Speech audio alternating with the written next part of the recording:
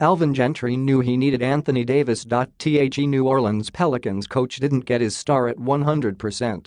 It was still enough. Davis left with a right hip injury after a first-quarter collision with Detroit Pistons star Blake Griffin and missed the rest of the first half. When he came back early in the third quarter, he was moving slowly and only scored 3 points, matching the 3 he had before the injury. However, he also had 5 blocks and 9 rebounds against Griffin and Andre Drummond to help the Pelicans win 116-108. "Just having Anthony on the floor means everything," Gentry said. "He might have been closer to 50% than 100%, but he was still giving us great defense and grabbing big rebounds." With Davis missing or ineffective on the offensive end, Jrue Holiday and Julius Randle took over. Holiday scored 37 points on 14 of 22 shooting and Randle added 28 points, 6 rebounds and 5 assists. "We just executed our game plan," Randle said. "Everything was coming extremely easily for Jrue, and when he gets rolling, he doesn't miss." Griffin scored 35 points for Detroit, Andre Drummond had 23 points and 19 rebounds, and Langston Galloway added a season-best 24. "Even when Anthony is out, that's a very solid team with a lot of weapons," Griffin said. "We knew how we wanted to handle Jrue, but we didn't execute. The Pistons have lost 4 straight. Jrue Holiday was a really tough challenge for Bruce Brown to handle by himself, and even when we sent Reggie Jackson over to help, he still had his way with us," Pistons coach Dwayne Casey said. "We are getting great looks on the other end, but we've got to knock them down." Drummond had 10 defensive rebounds for the 22nd time in his career. Tyson Chandler is second among active players with 15, but Gentry thought his defense did just enough against Detroit's center. "You can block him out on every shot, and he's just going to go over you and get rebounds," Gentry said.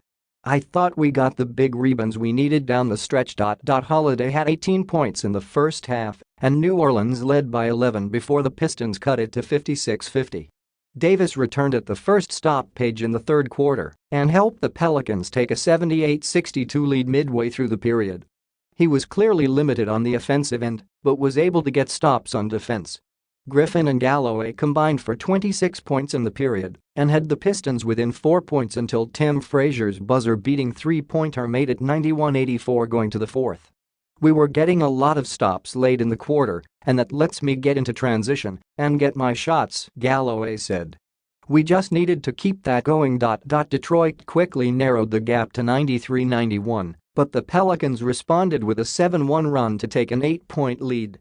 "I think we lead the NBA in wide-open shots, but we have to start knocking them down," Griffin said. Drummond missed 2 free throws with 4:03 left, then fouled Randle at the other end. He hit both shots to make it 107-98, and the Pelicans held on to win. Tipins. Pelicans. New Orleans has won 16 of its last 20 against Detroit, including 12 of the last 13. Gentry, who coached the Pistons from 1997-2000, is 16-5 against them as a head coach. Pistons, Galloway has hit at least 4 three-pointers 6 times in the last 15 games. Reggie Jackson missed his first 5 shots and didn't score until 4:26 remained in the game.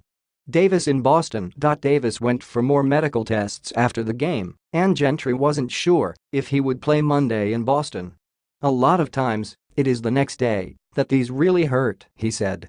"We're not even 30 games into the season, and we're going to be very cautious with this. If he's ready